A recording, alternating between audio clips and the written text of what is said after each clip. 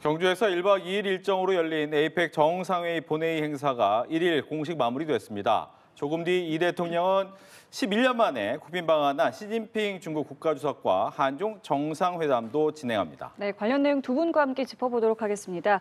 사두현 아산정책연구원 부원장, 정재흥 세종연구소 연구위원 나오셨습니다. 두 분 안녕하십니까? 안녕하십니까? 네, 어서 오십시오. 안녕하십니까?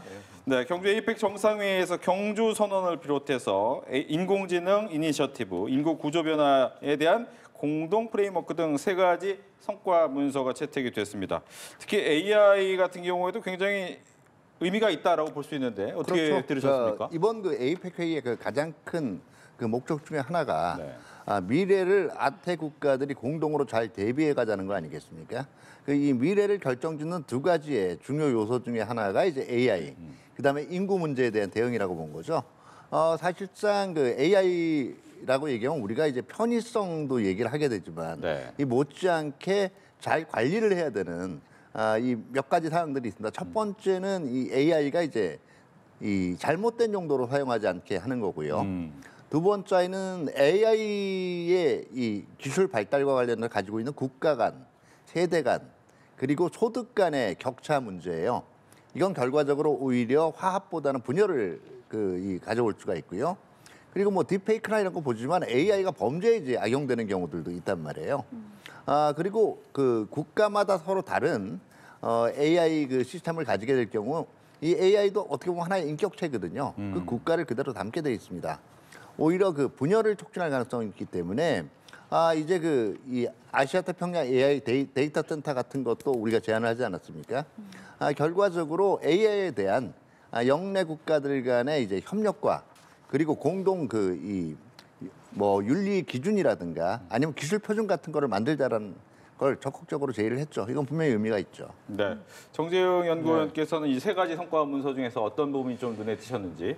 뭐 앞에서 잘 설명을 했겠지만 이번에 에이펙의 이제 경주 선언을 보니까 연결 혁신 번영이라는 이것이 이제 중점 과제도 얘기가 되었는데요. 아마 여기에서 이제 저는 중요하게 보는 게 이제 무역 투자랑 디지털 혁신, 포용 성장 이런 부분인데 아무래도 이제 한국이 제일 강점이 디지털이지 않습니까? 우리가 이제 삼성이라든지 SK랑 워낙 이제 디지털 강국이고 또 이번에 잭슨 황도 그렇고 여러 가지 이제 세계적인 IT 기업들이 왔다라는 것이 전 되게 중요한 의미가 있고 저는 그런 부분에 있어서 이번에 우리 정부가 이 AI가 되게 중요한 또 연결이란 혁신에 있어서 되게 중요한 이런 것들을 선언한 게 저는 의미가 좀 있어 보이는 것이 아닌가. 그리고 더 중요한 거는 최근에 미국의 이제 뭐 주요 투자 회사들이 한국의 AI를 앞으로 아시아 태평양의 주요 거점 국가로 만들겠다 얘기를 하고 있어서 저는 앞으로 한국이 이런 AI 분야에 있어서 좀 선도적인 역할을 하지 않을까 뭐 그렇게 보고 있습니다. 네, 사실은 이제 우리가 의장국으로서 의제도 우리가 이제 만들어냈는데 네. 이번에 말씀 두 분께서 해주신 뭐 AI라든가 인구 구조 변화 대응 이런 부분은 에이펙에서 이제 처음 다뤄졌다라고 하는데 그렇죠. 그러니까 미래 대비 차원이라는 그렇죠. 의미가 그러니까 굉장히 의제 강하죠. 설정한 그 부분에 대해서는 어떻게 좀 평가하세요? 이번에 다뤄진 의제에 대해서는 어떻게 좀 평가하세요? 네, 일단은 뭐 여러 가지 의제들 지금 AI도 있고 지금 인구 문제들 자체 이거 자체는 사실 고령화라든가 아니면은 지금 이 저출산으로 인한 생산력 저하 이거는 아마 인도 태평양, 아시아 태평양 국가들이 공통으로 지금 당면하고 있는 문제들일 거예요. 자, 이걸 극복하기 위해서는 이 인원의 이제 이 인력의 자유로운 이동들 그리고 이 인력의 자유로운 이동들을 보장하려면 다문화에 대한 존중이 있어야 이제 화합들이 가능합니다. 이런 문제들을 다루는 것 자체가 미래의 여러 가지 도전들을 공동으로 아시아 태평양 국가들이 극복해 나간다는 면도 있고요. 그리고 아무래도 이런 소통 과정에서 이루어지는 상호 간의 오해라든가 불신이라든가 아니면은 불필요한 혐오 같은 걸 방지하려면 무엇보다 이해가 중요하겠죠. 그렇기 때문에 아마 이런 상호 간의 이해의 증진이라는 측면에서 문화 콘텐츠의 이 증진도 의제로 채택된 게 아닌가 이렇게 생각을 합니다. 지금 말씀하신 이 문화 창조 산업 같은 경우에는 이 키워드가 이번에 그러니까 경주 선언에 포함이 됐습니다. 그러니까 세계 문건이 이제 문서가 채택이 되고 그 가운데 이제 경주 선언 안에 이 문화창조 산업이라는 부분이 들어갔는데 이게 이제 명시된 것으로는 이제 처음이라고 또 들었습니다. 어떤 의미가 있는 겁니까? 뭐 저는 뭐 제가 개인적으로 봤을 때 왜 그러면 이번에 이제 디지털과 문화 창조 사업 이것이 명시되었나? 저는 이제 이것이 이제 한국이 갖고 있는 가장 중요한 하나의 특징이 아닌가. 잘 알다시피 한류가 워낙 지금 K-팝이라든지 이런 게 워낙 유명하고요. 그리고 지금 전 세계에서 또 한국만이 갖고 있는 어떤 이 그 문화적인 어떤 그 우월성이라고 할 수 있을까요? 그러니까 이제 한국이 갖고 있는 전통 문화와 이게 또 서구 문화가 적절히 조합이 되어서 이러한 것들이 지금 전 세계 사람들한테 인기가 많은 건데 그리고 이러한 것들이 앞으로 또 문화 창조 사업으로 연결될 수 있고 또 여기서 중요한 건 아까 말한 AI나 디지털이 또 같이 융합이 된다는 겁니다. 예. 왜냐하면 요즘 우리가 보고 있는 모든 것들이 뭐 핸드폰이라든지 디지털 매개체를 통해서 보지 않습니까? 네. 그렇기 때문에 이제 이러한 부분들이 디지털 기술과 이런 문화 창조가 같이 융합으로 된다고 하면 이러한 것들이 또 하나의 또 거대한 또 새로운 동력으로 만들어지지 않을까. 그래서 이번 뭐 정상회담에서 이런 얘기가 나온 게 저는 또 되게 좀 개인적으로는 큰 의미가 있는 것이 아닌가 좀 보고 있습니다. 네. 그리고 이제 흔히 네. 우리가 이제 지금 문화 콘텐츠 그러면 K-팝, 예. K-문화 위주로 떠올리게 돼 있습니다. 그러니까 이게 이제 상당히 우리가 끌어간다는 측면도 있지만 어떻게 보면 K-팝이나 K-콘텐츠의 결정적인 이 성공 원인은 그 융합이에요.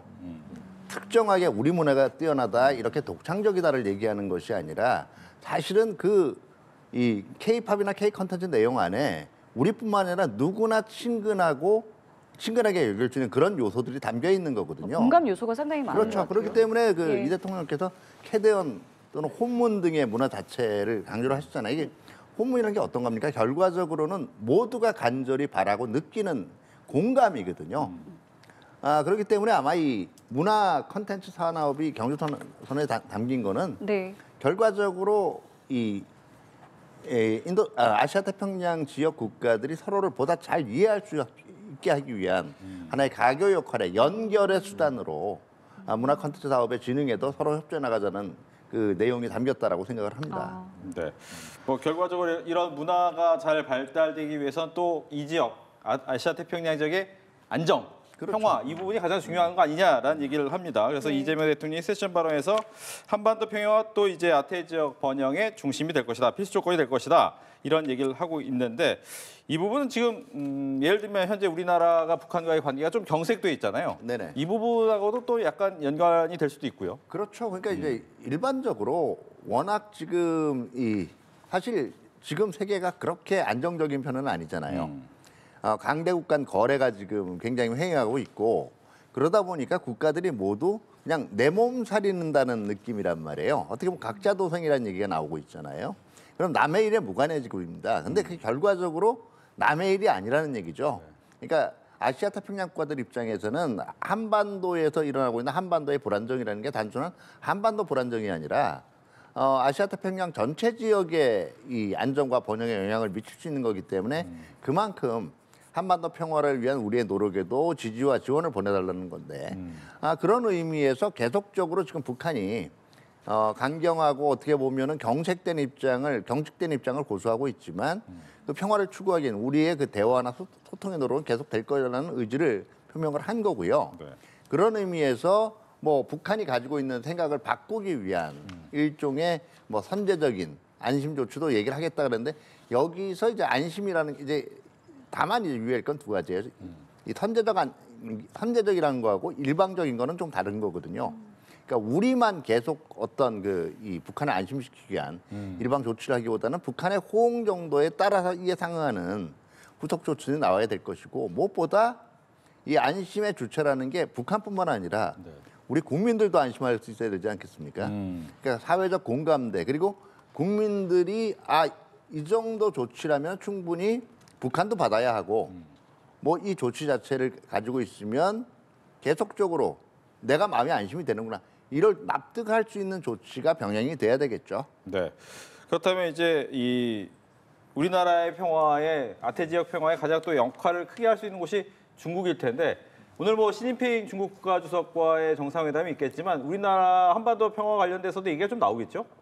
예, 뭐 아무래도 여러 핵심 의제가 있겠지만 지금 오늘 뭐 폐막식에서도 얘기했다시피 이재명 대통령이 한반도 평화가 아태 지역 번영의 필수 조건이라 얘기를 했기 때문에 그런데 이제 한반도 평화라는 것이 결국은 북한 비핵화 문제와 연계되는 부분이어서 뭐 이따가 봐야 되겠지만 아무래도 우리 정부의 입장이 지금 그 소위 말하는 END 이니셔티브에서 교류 관계 정상화 비핵화라는 그러니까 궁극적으로는 그런 것들을 통해서 한반도의 비핵화를 뭐 추진하겠다고 얘기를 하고 있어서 어쨌든 시진핑 주석과의 어떤 정상회담에서 우리 정부의 어떤 그런 스탠스 같은 걸 얘기를 하지 않을까 싶습니다. 그래서 이 부분은 뭐 잘 알다시피 지금 이 국제 질서 자체가 워낙 좀 뭐 진영화가 되고 있고 여러 가지 이제 갈등 요인이 있기 때문에 뭐 어려운 측면도 있겠지만 기본적으로 우리 정부가 얘기하고 있는 그런 입장들을 저는 중국 측에다가도 정확하게 좀 설명하는 그런 것이 중요한 것이 아닌가라고 좀 생각이 듭니다. 예, 네. 그 정상회담이 이제 잠시 뒤에 이제 한중 정상회담이 열릴 것이고 말씀하신 것처럼 이제 우리의 입장도 잘 전달해야 되는 아주 중요한 시기인데 이 모든 것들을 이제 북한도 지켜볼 거란 말이죠. 네. 근데 오늘 이 대통령이 기자회견에서 이런 이야기를 했습니다. 북한이 최근에 이제 우리에게 사용하는 어떤 표현의 강도가 예전보다 좀 완화됐고 그리고 북한은 미국의 체제 안정 보장을 원하고 있고 결국 이거는 미국의 역할이 중요하다라고 발언을 했는데 여기에 대해서 북한은 어떻게 좀 이 내용을 좀 받아들였을 것 같다고 생각을 좀 하고 계세요? 그때 뭐 완화됐다라는 거의 느낌은 개인차가 있기 때문에 예. 사실은 뭐 그건 다를 수가 있을 것 같아요. 다만 이제 계속적으로 북한의 어떤 그 변화를 이끌어내기 위해서 노력을 해야 된다는 거에 대해서는 뭐 거의 모든 분들이 공감을 하고 있는 거니까요. 여기에 대한 노력은 계속 해야 되겠죠. 근데 문제는 북한 반응이 여전히 그렇게 이 긍정적이지 않다라는 거겠죠. 그러니까 이제 이 에이펙이 있기 전에도 벌써 3차례의 미사일 발사 실험이 있었단 네. 말이에요. 그리고 지금 바로 에이펙에서 이제 비핵화 얘기들이 일부가 나오는 거에 대해 그리고 한중회담에서 정상회담에서 비핵화 얘기가 나올 거라는 걸 보고 평양은 지금 이게 뭐 어느 정도 표현할지는 모르지만은 사실은 좀 공식적으로 얘기하는 민망한 표현을 써가면서 지금 비난을 하고 있기 때문에 뭐 굳이 얘기하면 과거보다는 이 민망한 표현의 수식어가 조금 줄긴 줄었어요. 근데 민망한 건 마찬가지입니다. 실질적으로 이런 상황에서 어떻게 지금 이번 한중회담을 통해서 계속적으로 그 태도를 바꾸고 있지 않는 북한을 변화시킬지 여기에 대한 것도 중요한 의제로 부각이 되겠죠. 그럼 미국의 역할을 강조한 부분에 대해서는 좀 어떻게 들으셨어요? 그러니까 뭐 잘 알다시피 기본적으로 우리 정부 스탠스가 뭐 한반도 비핵화를 계속 얘기를 하고 있고요. 그리고 잘 알다시피 결국은 이제 남북 관계도 그렇고 북한의 어떤 뭐 북한도 경제 발전이라든지 어떤 국제사회의 어떤 편입을 위해서는 당연히 북미 관계가 이제 개선이 돼야 되겠죠. 왜냐하면 대북 제재도 있고 여러 가지 문제가 있는데, 그러니까 저도 뭐 이번에 이제 트럼프 대통령이랑 김정은 만남에 대해서 사람들이 관심이 많았지 않습니까? 그렇죠. 근데 이게 지금 알다시피 여러 가지 이제 대내 정세가 복잡하고 북한도 입장이 이제 과거와는 좀 다르게 왜냐하면 또 북중러가 지금 조금 이제 강화되는 측면이 있고 또 북러 간의 관계가 좀 과거에 비해서 밀착되는 측면이 있다 보니까 저는 이제 어쨌든 이제 북한과 미국이 협상을 통해 가지고 이제 북한이 조금 더 이제 이 국제사회에 좀 들어올 수 있도록 해야 되는데 이제 그 과정에서 이제 우리도 이제 뭐 중국이라든지 이런 국가들과의 또 이런 부분에 대한 우리의 입장을 또 저는 정확하게 설명을 해 가면서 그런 노력이 좀 필요하다고 생각합니다. 근데 뭐 그것이 뭐 단시간 안에 되기에는 또 다양하게 이제 도전 요인들이 있겠죠. 하지만 우리가 어쨌든 그 기본적인 그런 원칙을 갖고 계속 설득해 나가고, 근데 저는 그렇다고 해서 북한이 그 언제까지 계속 미국과의 대화를 거부할 건가? 저는 그거를 계속 할 수는 없지 않을까 싶습니다. 언젠가는 이제 대화에는 나와야 되겠죠. 하지만 이제 그 과정이 예. 이제 어떻게 우리가 만들어 가느냐에 이제 앞으로 이제 숙제가 있지 않을까 싶습니다. 네, 그렇기 때문에 사실은 이거를 이 특정 시기라든가 이게 조기라는 거에 너무 빨리라는 거에 집착하지 않는 게 저는 중요하다라고 생각을 해요. 사실은 이번에 이 에이펙 기간 중에 미국 회동설이 나온 것도 사실 전반적인 여건으로 보면 좀 지나친 기대에 가까웠거든요. 왜냐하면 여건을 보면 지금 이 정기영 박사님께서 잘 설명을 해주셨는데 서로 그렇게 답답할 게 없었단 말이에요. 당장은 단기적으로는. 북한은 지금 이제 북중 북러 관계를 이제 고려를 하면 일단은 급한 자원들을 가지고는 다 끌어올 수 있거든요. 네. 근데 지금 출국할 때 트럼프 대통령 한 발언을 보면은요, 정확하게 얘기하면 나도 그렇게 급한 거 없어라는 얘기예요. 그러니까 시간이 없어서 못 만나서 아쉽다는 얘기가 뭡니까? 우선순위가 그렇게 높지 않다라는 얘기거든요. 그러면 결과적으로 언제 만나느냐는 것보다 만날 수 있는 여건을 어떻게 조성해 나가는가에 더 중점을 둬야지 이런 어떤 행사객의 시기에 너무 집착하는 거는 오히려 북한 입장에서 내가 더 기다리면 더 버티면 뭐가 있겠다라는 생각을 불러올 수도 있죠. 근데 이제 중요한 건 그 와중에 나왔던 몇 가지 단어잖아요. 네. 그러니까 미국에서 입장에서 했던 얘기 중에서 하나가 핵 보유국에 대한 인정 같은 느낌을 주고 또 하나는 제재 부분에 대한 완화까지 얘기를 한 번 더 해줬으니까 북한 입장에서는 기다리면 더 나오겠다.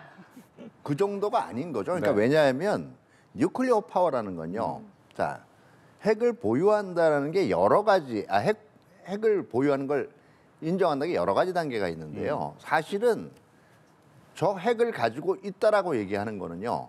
엄밀하게 얘기하면 대응을 위해서 필요한 거예요. 위협이 있으니까 거기 대응해야 될 거 아니에요. 그 자체를 인정이라고 보기는 힘들어요. 다만 이제 이 제재를 이제 해제를 부분적으로 한다 그러면 이건 처음에 소극적인 이제 그 인정의 시작이고 나중에 적극적으로 협력을 추구한다 그러면 이게 적극 인정이거든요. 근데 트럼프 대통령이 제재 해제를 가지고 논의할 이 의사가 있다라고 얘기한 거죠. 이거는 그 앞에 뭐가 전제가 됐냐면 비핵화를 가지고 회의를 할 때 제재 그 해제를 가지고도 논의할 의사가 있다라고 얘기한 거지. 그냥 이제 핵보유국으로 받아들일 테니까. 그러니까 북한도 그렇게 받은 거예요, 결국은. 그 부분에 대해서도 하실 말씀 있습니까 혹시?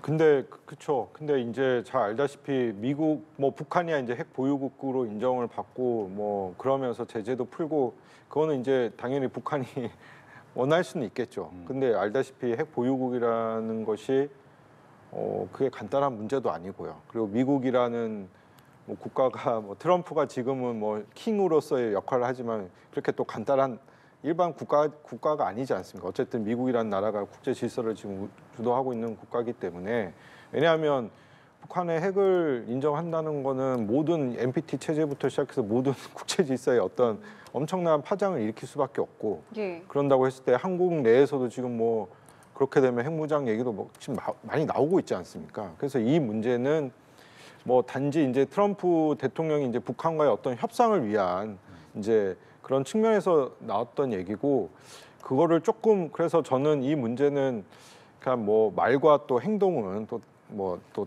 분리해서 이건 좀 봐야 될 부분이 아닌가. 그래서 이거는 훨씬 더 많은 이제 우리가 그래서 아까 말씀드린 것처럼 이게 급하게 뭘 한다기보다는 우리가 거기에 대한 조율이라든지 또 예를 들어서 미국이라든지 중국이라든지 이런 국가들과 계속 소통을 해가면서 어떻게 이 부분에 대한 어떤 합의점을 도출해 나갈 수 있는 그런 노력이 앞으로 더 좀 필요하지 않나 싶습니다. 예. 그럼 아까 길게 볼 필요는 없다, 그러니까 급하게 볼 필요가 없다, 좀 길게 봐야 된다라고 말씀을 하셨잖아요. 네네. 그러니까 그 말은 지금 둘 다 그렇게 급할 게 없다라는 것이고, 근데 이게 만남에 대해서 근데 언젠가는 있어야 한다라고 말씀하셨는데 그 그러니까 부분에는 제가 동의하세요? 무한정 이거를 그냥 기다리자라는 얘기가 아니에요. 근데 전반적으로 보게 되면 북중 간의 관계가 좋을 때도요. 중국의 입장에서 항상 북한의 입장에서는 넘칠 만큼 준 적이 없어요. 필요한 만큼의 자원도 들어가 그게 조금 늘어나고 있을 수는 있습니다만 파격적으로 늘리기도 어려운 구조예요. 영향력을 위해서라도. 자, 지금 한번 보시면 이 천안문에서의 전승절 열병식 이후에 예. 북중 간의 북러 간의 어떤 대규모 프로젝트가 경제 프로젝트가 논의된 적이 있습니까? 그게 보도가 됐나요? 아니면 북한의 굉장히 중요한 사실 경제 발전하려면 가장 중요한 게 SOC예요. 우리도 그렇잖아요. 고속도로나 철도 도로의 연결 사업이 지금 추진하기로 했다고 얘기된 적이 있나요? 그럼 북한 입장에서도 사실은 자기들은 지금 여기에다가 목을 메고 있는데 시간이 지나면 초조한 거예요. 근데 그 기간이 몇 년이 아니에요. 제가 볼 때는 1, 2년 내에도 충분히 북한이 대화에 올 수 있는 기회는 여건은 만들어진다라고 생각을 해요. 그러면 그거를 조금 인내심을 가지고 차분히 접근하면 된다라는 오히려 그 여건을 더 정교하고 그리고 일단 대화회장에 나온 이후에는 이제는 과거처럼 마음에 안 든다고 마음대로 뛰쳐나갈 수 없는 그러면 다자적인 장들도 만들어져야 되겠죠. 이건 미국뿐만 아니라 이제 중국도 참가하고 러시아도 참가할 수 있는 그런 대화의 틀을 만들어 나가는데 주력을 해야 된다라는 거예요. 이 부분에 대해서는 어떻게 생각하세요? 예, 뭐 저도 그 부분에 대해서 공감을 하고요. 그러니까 결국은 북한 핵 문제라는 게 남북이 어떻게 해결할 수 있는 문제가 이건 되게 국제적인 문제고 그러면 아까 말씀드린 것처럼 우리가 뭐 과거 육자 회담도 있지 않았습니까? 예. 근데 그게 육자가 됐든 사자가 됐든 어쨌든 그런 어떤 다자 협의체라든지 이런 걸 통해서 그러니까 북한을 최대한 어쨌든 이제 대화로 나올 수 있게끔 하는 그런 저는 노력이 좀 필요하고 그게 이제 그동안 좀 부족했던 것이 아닌가라는 생각이 들고요. 또 하나는 알다시피 이제 북중 관계라는 것이 우여곡절이 많습니다. 그리고 중국과 북한이 뭐 서로 공통적인 부분도 있지만 또 이게 또 서로 다른 부분도 많습니다. 어쨌든 중국은 지금 세계 경제 규모도 워낙 크고요. 또 어쨌든 미중이 갈등은 하지만 그렇다고 뭐 미중이 완전히 뭐 돌아서서 과거처럼 그러니까 단절되고 살 수는 없어요. 그러니까 이거는 이제 경쟁과 또 협력하고 계속 지속되는 거기 때문에 그런 측면에서 또 중국이 무작정 뭐 북한 편을 든다고 하는 것도 중국 입장에서는 또 상당한 이제 안 좋은 그러니까 압박도 있겠죠. 그렇게 되면 한국이랑 뭐 중국이 또 서방과도 경제 관계를 유지해야 되는데, 그러니까 여러 가지 이런 복합적인 측면이 있어서 저는 이 부분은 앞으로 조금 더 이제 우리가 아까 차대현 원장님 말씀하신 것처럼 어떤 이제 그런 대화에 나올 수 있는 그런 어떤 환경을 좀 계속 만들어가는 노력이 좀 필요하지 않나 싶습니다. 네. 그러다 보니까 이제 최근에 나왔던 것 중에 이제 페이스메이커 얘기를 안 할 수는 없을 것 같은데 네네. 왜냐하면 문재인 정부 때도 이제 운전자론을 통해서 어떻게 할 것이냐에 대한 고민이 있었잖아요. 네네. 즉 그렇지만 북한과 미국이 직접적으로 소통하게 되면 코리안 패싱이 나타나는 것은 아닌가에 대한 우려가 있기 때문에 네네. 페이스메이커를 그럼 과연 어떻게 해야 될 것인가? 네, 보통 이제 페이스메이커 이제 운동 경기에서 나온 개념이잖아요. 그러면 결과적으로는 지금 우리가 이 운동 경기에서는 기록이잖아요. 페이스메이커를 뜯는 이유가. 그럼 지금 이 북한과 관련돼서 북한 문제를 해결하기 위한 페이스메이킹의 궁극적인 목표는 한반도 평화하고 비핵화할 거예요. 그걸 이루기 위해서는 목표에 충실해야 된다는 거죠. 그러니까 북한이 한반도 평화를 위협할 만한 능력과 의지를 동시에 낮춰야 되고요. 그 능력을 낮추는 가장 핵심적인 과정이 비핵화입니다. 그렇기 때문에 그 목표 의식에 대해서는 앞에서 뛰는 실질적으로 선두주자든, 뒤에 따라오는 선두주자든 페이스메이커든 똑같은 목적 의식을 가져야 된다는 거예요. 그렇죠? 두 번째는 페이스메이커가 가장 기록 경신을 위해서 뛰는 주자하고 서로 맞아야 되는 건 호흡하고 신뢰예요. 저 페이스메이커가 혹시 자기가 그냥 땀만 품고 우승하려고 그럴지 모른다 그러면 그 뒤에 있는 그 유력 주자들이 제대로 뛰겠어요? 그러니까 그만큼 일단은 분명하게 미국 간의 협상이 되려면 한미 간의 호흡하고 신뢰가 최고조에 달해야 돼요. 그렇게 돼야 제대로 된 페이스메이킹이 이루어질 수가 있다라는 거거든요. 그 두 가지에 충실한 접근이 가장 필요하다고 보겠죠. 네. 그리고 세 번째는 또 하나가 바로 그렇기 때문에 분명히 남북 간에 우리도 하고 싶은 의제가 있어요. 교류 협력이라든가 이런 부분들이. 자, 근데 페이스메이커가 자기 의제에 너무 욕심내면 어떻게 되겠어요? 이거 나도 우승 한번 해봐야지. 물론 페이스메이커가 우승한 경우도 있어요. 경기 보면 실적으로. 네. 그런데 이런 경우는 철저히 페이스메이킹에 내 의제보다는 공통의 의제에 집중하는 이게 훨씬 더 그 현명한 접근이라는 거죠. 예. 중국 입장에서도 보면 이 한반도 평화에서의 네. 자기 자리가 있다고 분명히 생각을 하고 있기 때문에 네. 뭐 단순하게 우리와 뭐 미국과의 페이스메이커, 피스메이커 외에 본인의 역할을 또 생각하지 않겠습니까? 중국에서도? 그렇죠. 중국은 기본적으로 한반도에서 어떤 지속적인 관계 악화라든지 긴장이라든지 불안정을 원치 않습니다. 왜냐하면 이게 뭐 미국과는 좀 다르지 않습니다. 미국은 어쨌든 우리랑 멀리 떨어져 있고 중국의 입장에서 한반도는 바로 코앞이지 않습니까? 근데 이 두 나라가 이렇게 뭐 약간 갈등이 계속 지속된다거나 관계가 악화되는 거는 중국의 입장에서는 곤혹스럽죠. 그렇다고 어느 한편을 또 할 수도 없는 상황이기 때문에 그래서 저는 기본적으로 중국에서 항상 남북 관계의 어떤 그 관계 완화를 계속 주문을 하고 있는데 아까 말씀드린 것처럼 이게 또 남북 간의 어떤 관계라는 것이 지금 좀 너무 좀 많이 악화돼 있고 또 북한이 뭐 적대적 두 국가론을 얘기하고 있는 상황 이런 복잡한 상황이다 보니까 저는 어쨌든 아까 말씀드린 것처럼 그렇지만 기본적으로는 북한과 미국이 이런 어떤 근본적인 문제에 있어서는 북한과 미국이 만나야 되겠죠. 그래서 뭐 이재명 대통령도 휴전 협정 당사자가 이제 한국이 아니라 미국이라 얘기한 의미가 어쨌든 어떤 북한의 어떤 문제의 근본적인 체제 보장도 좋고 어떤 원인을 해결하기 위해서는 북미가 만나야 된다라는 그런 입장을 하고 있기 때문에 이번에 뭐 피스메이커로서 그러니까 트럼프 대통령이 북한과의 관계를 하는데 역할을 하겠다고 얘기한 거거든요. 근데 이제 그런 측면에서 저는 조금 앞으로 우리가 조금 신경을 써야 되는 거는 그럼 이거를 위해서 중국과 어떻게 우리가 소통을 해야 되냐. 그러니까 네. 이 부분이 저는 아직은 그런 게 좀 나와 있지 않는 거죠. 그러니까 우리가 이 한반도 평화를 위해서 이런 걸 위해서 우리가 어쨌든 피스메이커로서 역할을 하는데 그럼 중국 역시 이런 부분을 좀 도와줄 수 있게끔 그러니까 우리가 또 중국을 설득을 하고 이런 부분을 좀 해서 이것이 이제 서로 선순환 구조로 가는 방향으로 가는 것이 좀 중요한 게 아닌가 저는 개인적으로 그렇게 마침 오늘 한중 정상회담에서의 다뤄질 의제 가운데 하나가 이제 비핵화 또 평화 문제이기 때문에 말씀하신 부분에 대해서 이제 이야기는 나올 겁니다. 다만 이제 이게 어느 정도 이제 수준에서 다뤄질 것인지부터 좀 궁금해지는데 어떻게 좀 생각하고 계세요?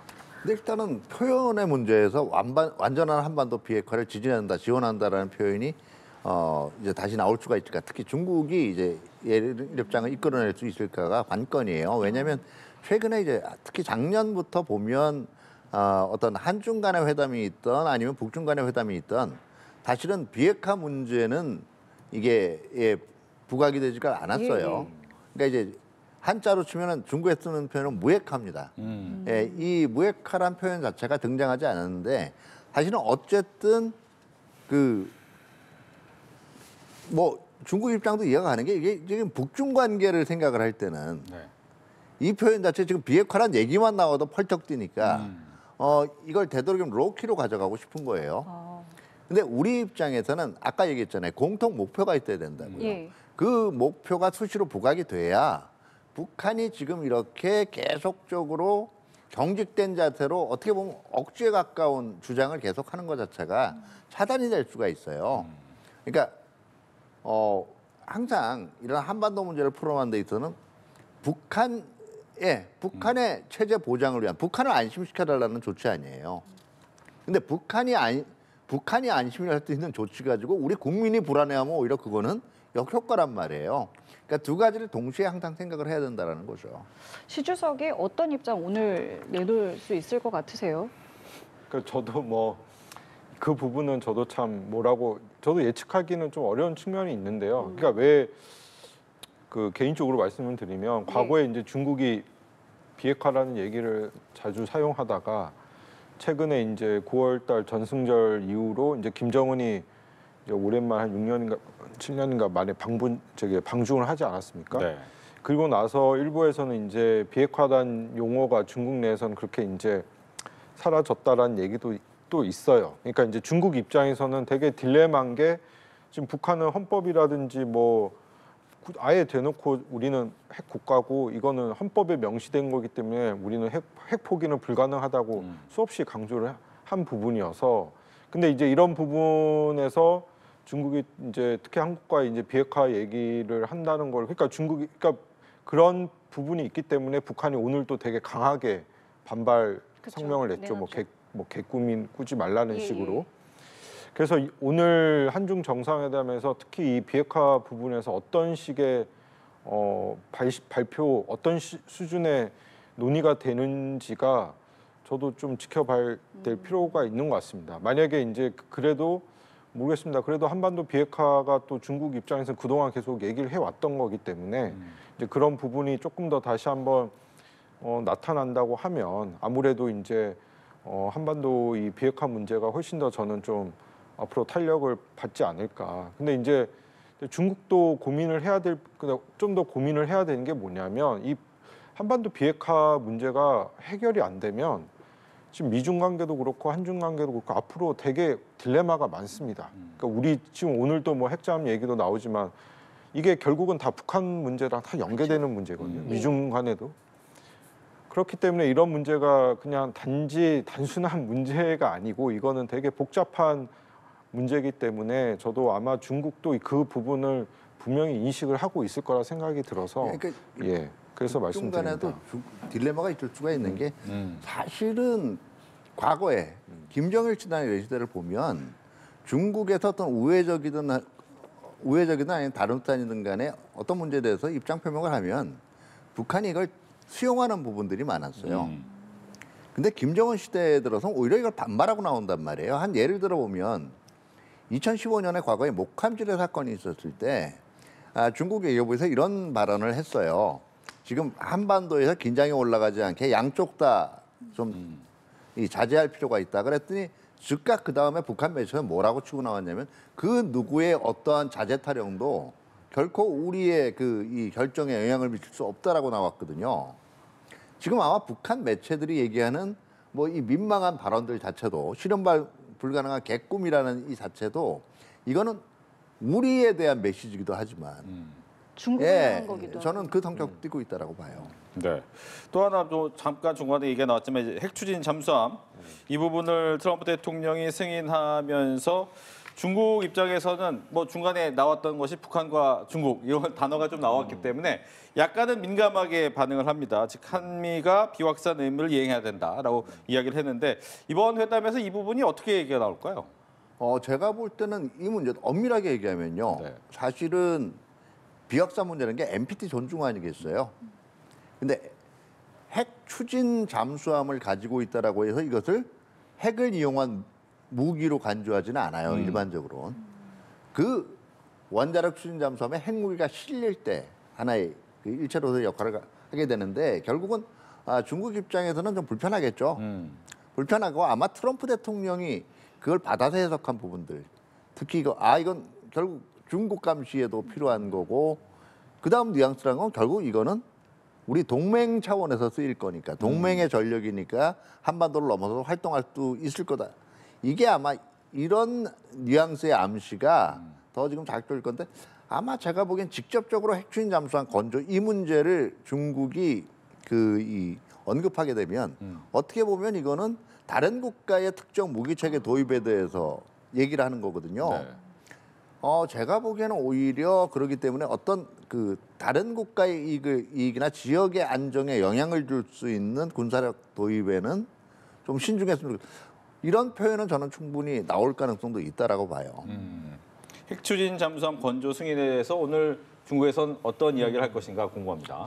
근데 잘 알다시피 이 문제가 되게 아까 말씀드린 것처럼 이게 또 예민한 문제고요. 왜냐하면 지금 재밌는 게 이번에 이제 미중 정상회담이 부산에서 열리고 나서 하기 전에 뭐 미국이 이제 핵실험 재개하겠다라는 식의 얘기를 하고 또 한국이 핵잠을 이제 미국이 승인을 했다라는 것이 그러니까 어떤 측면에서 보면 지금 미국과 중국이 알다시피 이 영내 아태 지역에서 상당히 지금 힘겨루기를 하고 있지 않습니까? 이제 이런 측면에서 보면 당연히 이제 중국의 입장에서는 좀 불편하겠죠. 왜냐하면 또 핵잠이 갖고 있는 가장 큰 특징이 장시간 바다에서 활동을 할 수 있는 거지 않습니까? 근데 잘 알다시피 지금 한중에는 서해 구조물 문제도 있죠. 그리고 뭐 동중국해, 남중국해, 대만 해협 그리고 이게 또 중국 플러스 또 여기 동해는 또 러시아. 그러니까 이게 지금 되게 이 한반도를 둘러싸서 되게 이 지금 안보 이런 상황이 복잡한데 그렇기 때문에 이제 중국 입장에서는 이것이 좀 불편하게 느껴지겠지만 그렇다고 해서 이거를 그렇다고 저는 뭐 공개적으로 얘기를 하게 되면 이게 자칫 또 한중 간의 문제로 좀 비화될 수도 있고 지금 한국 내 반중 감정도 있고 여러 가지 이제 인수가 있기 때문에 뭐 얘기는 뭐 할 수는 있겠지만 그렇게 직접적인 얘기다기보다는 좀 이제 우회적으로 약간 그런 식으로 얘기를 좀 나올 가능성도 저는 있지 않을까. 뭐 그거는 지켜봐야죠. 저는 이제 이 부분은 또 되게 우리가 또 사드 문제가 과거에 있어 왔고 그것 때문에 한중 관계가 한동안 너무 좋지 않지 않습니까? 그랬죠. 근데 예. 또 다시 핵잠 같은 걸로 한중이 또 이런 거 갖고 서로 이제 부딪힌다고 하면 그거는 중국 입장에서도 상당히 좀 좋지 않은 거일 수밖에 없어서 아마 중국도 뭐 머리는 아프겠지만 그렇다고 이거를 뭐 공개적으로 얘기하기는 또 쉽지 않은 여러 가지 이제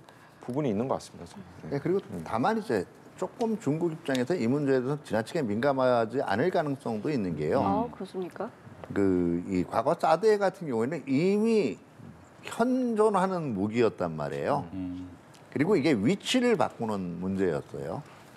근데 지금 이 핵추진 잠수함 이 건조 문제는 제가 볼 때는 아무리 걸려도 10년 정도는 걸리는 장기 프로젝트예요. 그러니까 당장 지금 이 동북아의 안보 구도라든가 아니면은 중국에 이게 영향을 미칠 가능성이 그렇게 크지가 않기 때문에 제가 볼 때 직설적인 표현이 나올 가능성은 저도 마찬가지 정재영 박사님 얘기하신 것처럼 정정 박사님 얘기하신 것처럼 직설적인 발언이 나올 가능성은 저는 그렇게 크지는 않다고 봅니다.